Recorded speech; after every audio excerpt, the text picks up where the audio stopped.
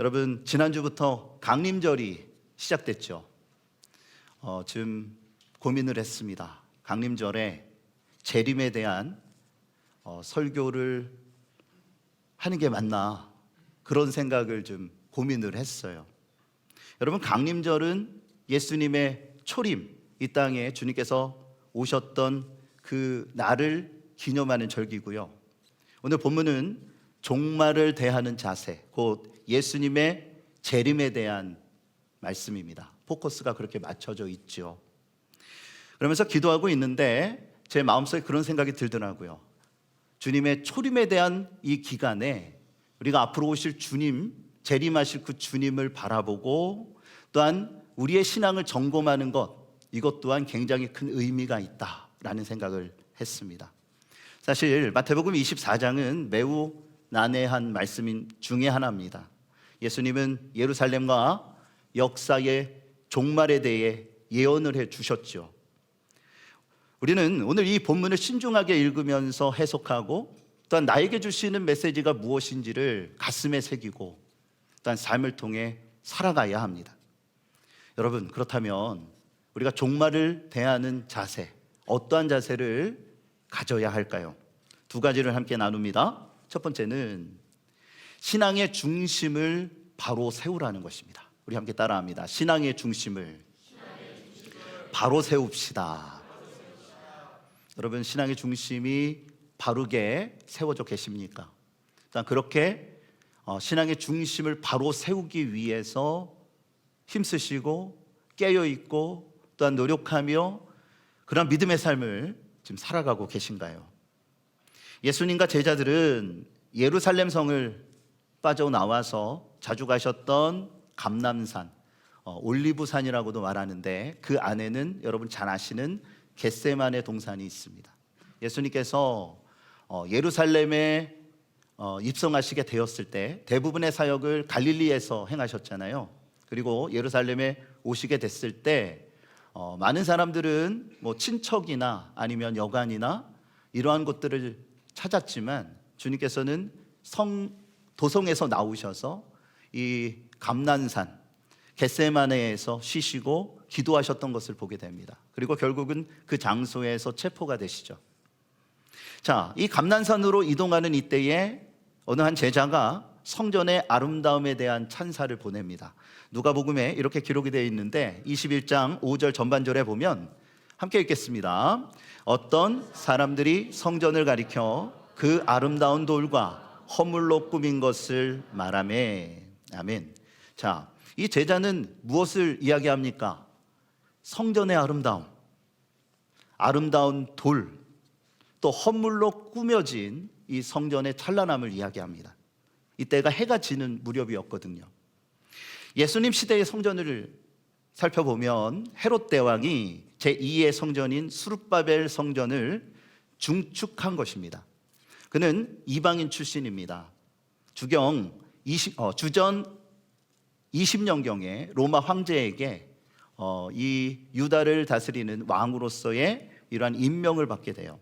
그는 많은 돈을 들였고 정치력을 발휘해서 그래서 유대의 왕이 됩니다. 사실 다윗의 형통이 아니고 유대인들 입장에서는 그리 달가운 사람이 아니죠. 이런 모든 상황 속에서 이 헤롯 대왕이 어떻게 하면 유대인들에게 환심을 살까를 고민하고요. 유대인들은 종교심이 강한 사람들이구나. 그렇다면 그 성전을 꾸며야 되겠다. 그래서 성전을 중축하게 이르고 그의 목표는 아마도 솔로몬 성전의 영화였을 것 같습니다. 그때 그 찬란했던 이야기를 그는 들었기에 아마도 그것을 목표로 하여 이 모든 일들을 벌였던 것 같아요. 그래서 노란 화강암을요 성전 외벽에 입혔다라고 합니다. 노란 화강암. 그러면 해질 무렵에는 어땠을까요? 그 햇빛으로 인해서 반짝반짝 빛났겠죠. 마치 황금에 둘러싸인 것처럼 그러한 효과를 연출해냈다라는 겁니다. 그런데 갑자기 제자들이 성전의 그 찬란함, 화려함을 보며 찬사를 보내는 이때에 주님께서는 성전의 멸망과 재난에 대한 경고를 주시게 됩니다. 오늘 본문이 그것을 이야기하는데 2절 말씀을 다 같이 함께 읽겠습니다. 대답하여 이르시되 너희가 이 모든 것을 보지 못하느냐? 내가 진실로 너희에게 이르노니 돌 하나도 남지 않고 다 무너뜨려지리라. 아멘. 예수님 뭐라고 말씀하시냐면 그 찬란한 이 성전이 돌 하나도 돌 위에 남지 아니하고 다 무너뜨려질 것이다 라는 엄청난 말씀을 주시는 거예요. 깜짝 놀랄 만한 일이죠. 그들은 성전 중심주의자들이었기 때문입니다. 그런데 이 말씀의 의미는 이중적인 의미를 담고 있어요. 첫 번째 의미는 뭐냐면 예루살렘의 멸망을 예언하신 겁니다. 주님은 아무리 화려한 성전이라 할지라도 하나님의 심판에서는 벗어날 수 없다. 종교 지도자들의 타락의 모습을 주님께서는 항상 지적하셨습니다. 불과 며칠 전만 해도 성전에 예루살렘 성에 입성하셔서 제일 먼저 하신 게 뭐예요? 성전을 정화시키셨죠. 모든 그 재물들 또한 기물들을 들러 엎으십니다. 왜 그렇습니까? 성전의 기능이 상실됐기 때문입니다. 하나님을 예배하고 하나님을 바라보는 그 정신이 사라졌어요. 변질되어 권력자들이 돈을 모으는 그냥 형식주의가 가득하고 외식주의가 나타나는 성전의 모습을 주님께서는 들러 엎으셨다라는 겁니다. 여러분, 이미 제1성전 솔로몬 성전을 그들은 기억하고 있을 거예요. 여러분들도 다 아시죠? 솔로몬의 그 엄청난 영화, 황금으로 가득했던, 황금으로 다 정말 벽부터 모든 것들이 장식되었던 그 성전, 이 모든 것들이 어떻게 됩니까? 그들이 하나님을 온전히 섬기지 못하고 믿음의 삶을 살아내지 못했을 때 수많은 선지자들을 보내시고 그들에게 돌아오라, 돌아오라, 회개하라 말씀하셨는데 저들은 돌아오지 않았죠. 결국은 바벨론으로 인하여 저들이 무너지고 포로가 되고요, 성전이 불에 타 완전히 무너집니다. 터만 남았어요. 예루살렘의 도성의 성벽까지 무너졌어요. 하물며 여러분, 이방인이 증축한 헤롯 성전, 이것은 어떻게 되겠습니까? 겉으로 보여지는 화려함, 헤롯의 입장에서는 유대인들의 환심을 사기 위한 의도, 종교 지도자들은 어떻습니까? 그것을 이용하여 자신의 권력을 유지하고 자신들이 원하고 기뻐하는 하나의 새로운 제국을 세워가는, 하나님의 이름을 빗대어 그 이름을 팔아서 저들이 그 위에 권력을 유지했던 그들의 모든 모습들 하나님께서 버리시겠다라는 겁니다. 온전한 신앙과 믿음으로 서 있지 아니하면 모든 것들이 무너진다라는 것입니다. 여러분, 이 말씀은 이 시대를 살아가고 있는 우리에게 굉장히 경각심을 주는 말씀이에요. 아무리 좋은 교회라 할지라도 겉으로 화려하고 그 안에 나타나는 여러 가지의 부함과 여러 가지의 많은 모습들이 나타난다 할지라도 하나님 안에 바로 세워져 있지 않으면 그 교회 또한 무너질 것입니다. 우리가 중세시대의 역사와 세계의 교회사를 보십시오. 또한 우리 자신을 바라봐야 합니다. 우리 오산성직교회가 39년의 이제 역사를 향해 가고 있어요. 우리는 어떻습니까? 우리의 신앙, 처음에 시작했던 그 믿음, 처음에 여러분들이 이 교회에 와서 등록했었던 그 마음의 열정이, 주를 향한 그 첫사랑이 지금 뜨겁게 활활 타오르고 있습니까? 결국 예루살렘 어떻게 됐습니까? 주 70년 유대인의 반란이 일어납니다. 그러자 황제가 명령하죠.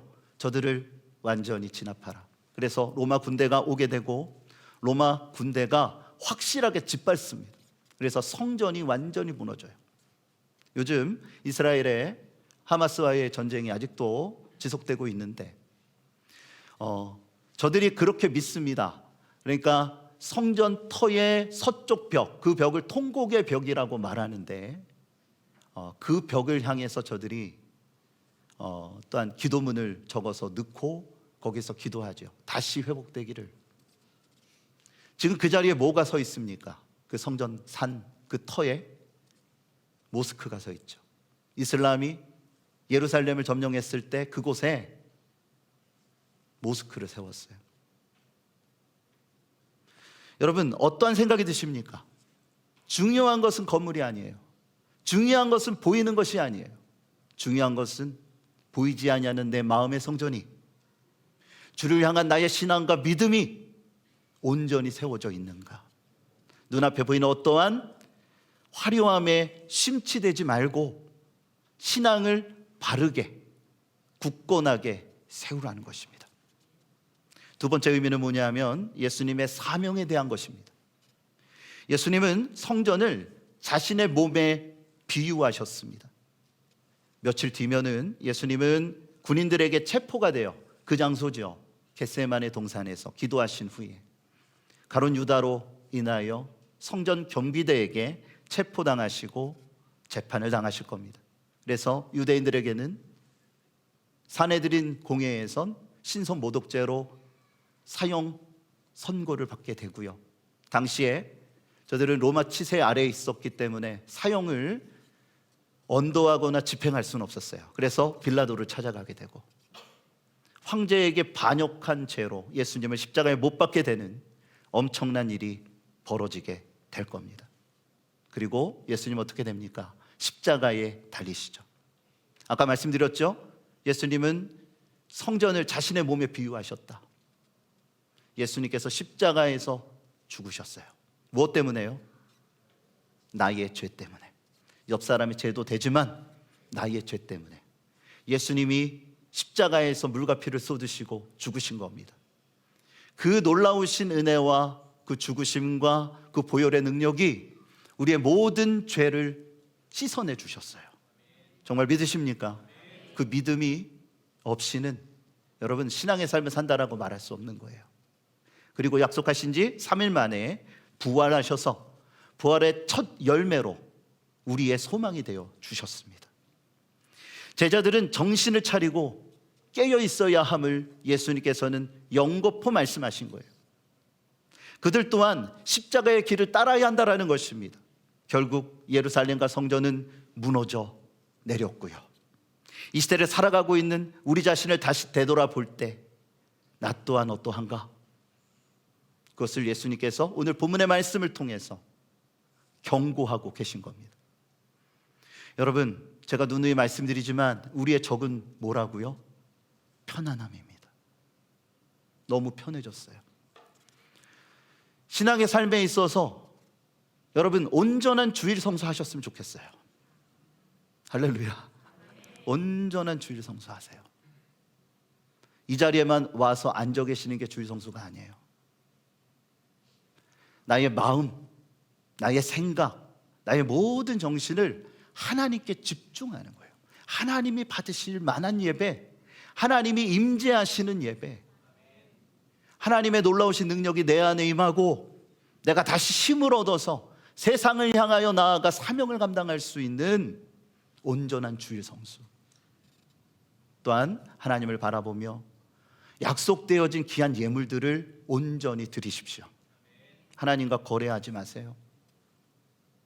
하나님은 복을 주신다라고 말씀하셨어요. 그렇다면 그 말씀을 우리가 믿고 또한 우리가 믿음에 온전한 헌신과 기쁨을 드릴 수 있어야 합니다.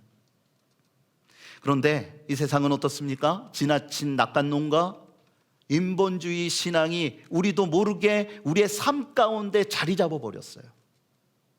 그 안에서 하나님을 바라보고 하나님 안에서의 믿음의 삶을 살아간다 하지만 이것이 바른 것인지 이것이 그른 것인지조차도 분별할 수 없는 이러한 상황 속에 놓여지게 됐다는 것입니다. 여러분, 목회자들을 위해서 기도해 주시길 바랍니다.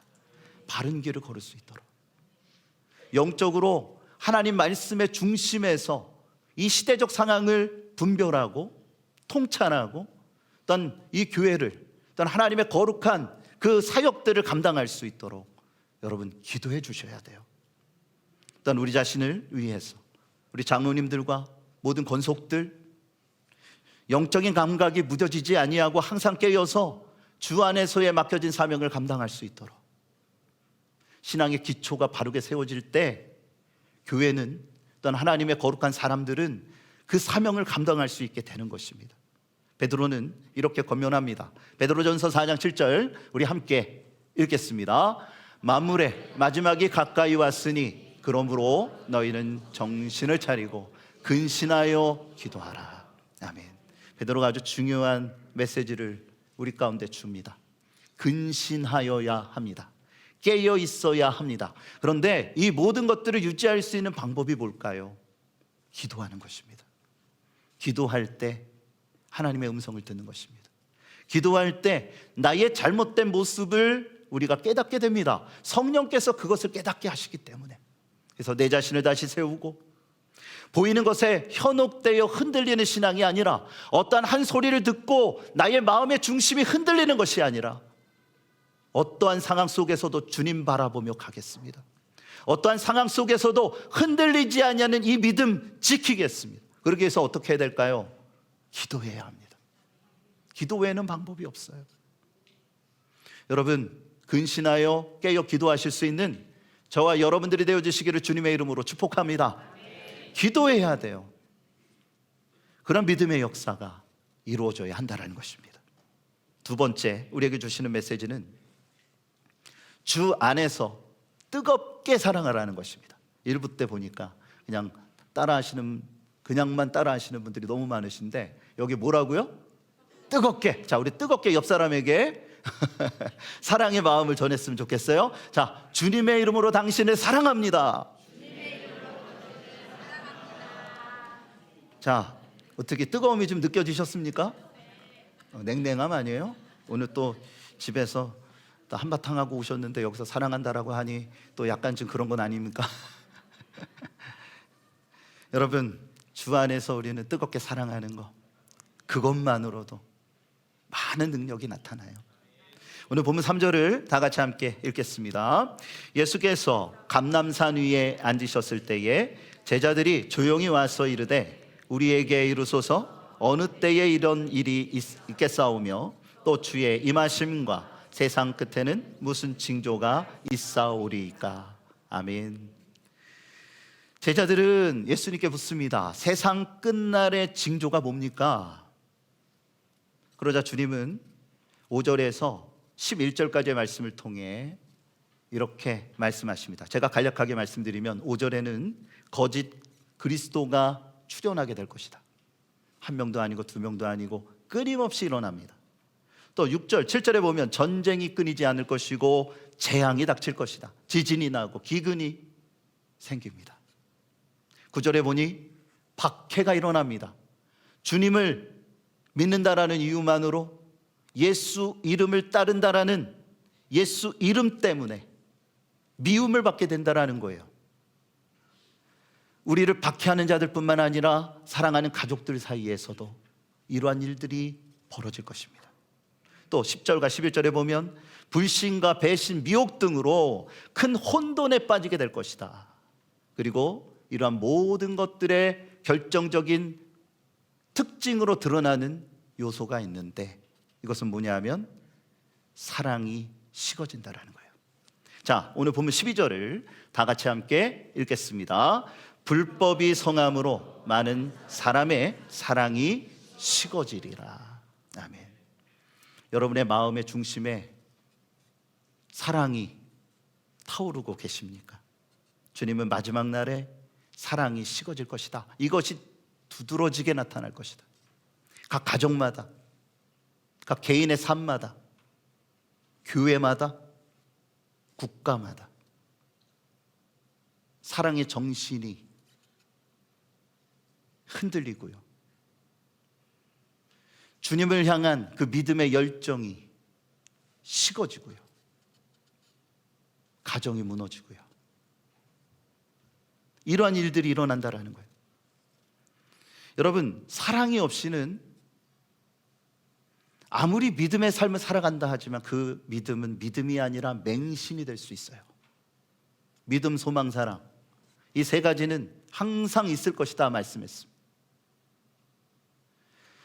사랑이 있는 믿음의 삶을 살아가셔야 돼요. 그럴 때에 능력이 나타난다라는 겁니다. 소망도 마찬가지예요. 하나님을 향한 사랑과 하나님을 향한 그 뜨거움이 없이는 어떻게 소망을 가질 수 있겠어요? 소망은 미래에 대한 거잖아요. 그런데 미래는 아직 우리 가운데 오지 않았지요. 보이지 않지요. 그렇지만 우리가 소망을 가질 수 있는 건 뭡니까? 주님을 향한 그 사랑으로 주님과 연합했기에 내 눈에 보이지 않고 내 귀에 비록 들리지 않는다 할지라도 그 천국의 소망을 갖고 믿음으로 나아가는 것이 아니겠습니까? 예수님은 세 계명을 주실 때 이렇게 말씀하십니다. 자, 13절, 요한복음 13장 34절 말씀 우리 함께 읽겠습니다. 새 계명을 서로 사랑하라. 내가 너희를 사랑한 것 같이 너희도 서로 사랑하라. 아멘. 서로 사랑하라 말씀하십니다. 이것이 새 계명이다. 그런데요, 이 말씀을 우리가 다시 한번 잘 뜯어서 봐야 돼요. 어떻게 사랑해야 됩니까? 어떻게 사랑해야 돼요? 뜨겁게. 맞아요. 뜨겁게 사랑해야 되는데 여기 말씀에 방금 읽은 말씀에 보면 내가 너희를 사랑한 것 같이 예수님이 우리를 사랑하신 것처럼 옆 사람을 사랑하셔야 돼요. 이 거룩한 공동체, 믿음의 삶을 살아가기 위해 이 공동체가 정말 건강하게 탄탄하게 세워지기 위해서는 예수님이 나를 사랑하셨던 것처럼 나 또한 사랑하는 교우들을 사랑할 수 있어야 합니다. 그것이 뜨거운 사랑이에요. 주님께서 우리에게 가르쳐 주신 사랑이에요. 사랑은 공동체를 존속시킵니다. 또한 큰 영향력을 발휘할 수 있는 능력이 된다는 거예요. 만약 사랑이 없다면 여러분의 가정은 어떻게 될까요? 아유, 목사님, 이제 나이도 먹어서 우리는 의리로 삽니다. 사랑으로 사는 게 아니라 의리로 삽니다. 뭐 그냥 헤어지기에는 좀 그러니까 정으로 삽니다. 아니에요, 여러분.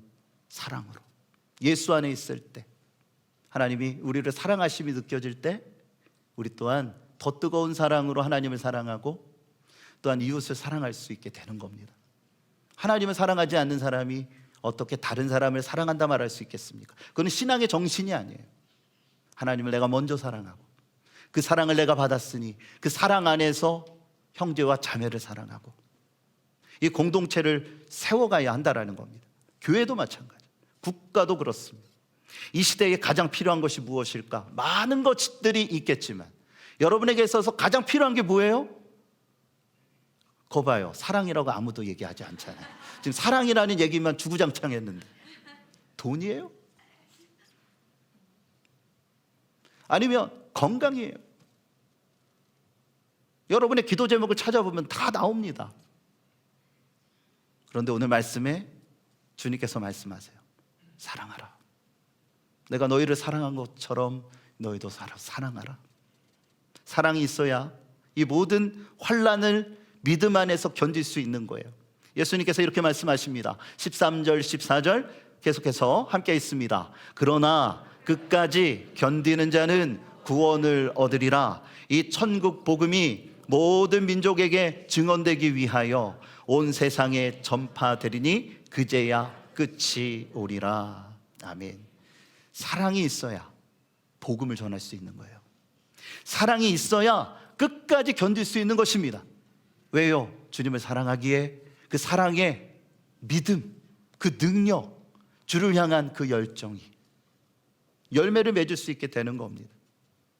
여러분, 구원의 확신을 갖고 믿음의 삶을 살아가시기를 축복합니다. 구원의 확신이 있어야 돼요. 이 시대는 확신이 없는 세대가 되어버렸어요. 모든 것들이 본질을 흔드는 여러 가지의 많은 이 시대의 풍조들이 우리의 믿음을 흔들지만 우리는 주를 향한 사랑으로 주님과 결속되어져야 합니다. 그럴 때에 땅끝까지 복음을 전파할 수 있는 사명을 감당할 수 있게 되는 겁니다. 사랑의 능력을 힘입으십시오. 베드로는 4장 8절에 베드로전서 4장 8절에 이렇게 말씀해요. 함께 크게 읽겠습니다. 무엇보다도 뜨겁게 서로 사랑할지니 사랑은 허다한 죄를 덮느니라. 아멘. 여러분, 화가 나십니까? 어떤 한 사람을 보면 나도 모르게 막 불이 납니까? 사랑의 불이 아니라 열불이 납니까? 이 말씀을 읽고 또 읽고 또 읽어보세요. 무엇보다 뜨겁게 서로 사랑할지니 사랑은 허다한 죄를 덮느니라. 왜 그럴까요? 하나님이 우리를 사랑하셨기 때문에 모든 죄를 그리스도의 죽으심을 통하여 덮으셨어요. 그 사랑을 입은 우리라면, 예수님을 사랑하는 사람이라면 그렇게 할 수 있다는 겁니다. 그것이 주님께서 우리에게 주신 어찌 보면 최고의 능력이요, 어떤 기쁨 안에서의 우리가 살아갈 수 있는 은혜가 아닙니까? 우리가 일반 집안에서 나오는 생활 소음을 측정해 보면 약 50데시벨이 된다라고 합니다. 그리고 이 기준에서요 5데시벨씩 올라가게 되면 혈압이 사람마다 좀 다르겠지만 10%씩 상승이 된대요. 일반 직장 사무실은요 약 70데시벨이 된다라고 합니다. 그러니까 집보다는 20%가, 그러니까 20데시벨이 높은 거죠. 그러면 적어도 20에서 30 이상의 혈압이 상승되어져 있다는 거예요. 뭐를 얘기하냐면 스트레스가 우리의 삶 가운데 있다라는 겁니다. 참 힘들고 어렵죠. 그냥 집에 있으면 평안하고 여러 가지 많은 일들이 있을 수 있으나 직장 가서 즐거워하는 직장인들은 볼 수가 없어요. 자, 이런 모든 상황 속에 사람들이 소음에 익숙해지다 보니 조용한 것을 별로 안 좋아합니다. 요즘 아이들 보면 저희 아이들도 귀에다 꽂고 공부를 합니다. 처음에는 소리 안 들리게 하려고 하나 라는, 뭐 저 때도 마찬가지였지만, 근데 요즘 아이들은 다 듣는데요. 음악도 듣고 말하는 것도 듣고 그러면서 공부를 한대요. 또 어떤 분들은 혼자 사시는 분인데 그냥 조용한 게 싫은 거예요. 그래서 TV를 켜놓고 주무신대요. TV와 대화를 나누시는 것 같아요. 또 음악을 틀어놓거나 여러 가지의 이러한 부분들. 그런데 학자들은, 의사들은 이렇게 말합니다. 뇌는 하루에 최소한 2시간 정도 고요함 가운데의 기능이 회복이 된대요. 시끄러우면 안 된대요. 여러분, 그래서 주무실 때는 깜깜하게 그리고 조용하게 주무셔야 돼요. 그래야지 우리 몸과 우리 뇌 기능과 모든 것들이 회복이 되는 것입니다. 저는 이 이야기를 읽으면서 이런 생각했어요. 영적인 삶도 마찬가지 아닐까? 자, 1분을, 그러니까 1시간에 2분만 하나님께 집중하자. 그러면 24시간이면 몇 분 나올까요? 48분이 나옵니다. 자, 12분 더 써서 1시간. 하루에 1시간을 하나님 앞에 드린다면 우리의 영혼의 삶이 어떻게 될까? 말씀의 묵상, 기도에 집중되어지는 이러한 영적인 집중력을 높이게 되면 우리의 신앙이 더욱더 건강해질 겁니다. 1시간은 하나님 앞에 드린다라는 것이 힘들어요. 결코 쉬운 게 아니에요. 1시간에 2분을 하나님 앞에 드린다는 것은 할 수가 있어요. 그런데 시간마다 한다라는 거 사실 쉽지 않아요. 일상의 삶에서 불가능한 일입니다. 여러분, 결단하셨으면 좋겠어요. 하루에 1시간 하나님과 함께 대화하는 시간, 그분을 만나는 시간, 그분이 주시는 은혜와 능력을 힘입으실 수 있는 시간을 만드셨으면 좋겠어요. 그래야지만 우리의 신앙의 중심이 바로잡히게 되고요, 사랑의 능력을 받아 세상을 변화시키는 동력이 될 수 있는 거예요. 그냥 듣고 끝나지 않으셨으면 좋겠어요. 도전하셨으면 좋겠습니다. 할렐루야. 도전하세요. 세상의 소음을 줄이고, 지금 연말이잖아요. 바쁘고 힘드시죠? 분주하실 거예요. 모임도 많으실 겁니다. 그럼에도 불구하고 하나님께 시간을 드리게 될 때 여러분의 영혼이 건강하여지고, 또한 주 안에서 온전히 믿음의 삶을 살아갈 수 있는 종말을 준비하는 여러분의 삶이 되어질 것입니다. 바라기는 그런 믿음의 선한 역사 속에 하나님께 영광과 기쁨이 되는 복된 인생이 되어지시기를 우리 주 예수 그리스도의 이름으로 축복합니다.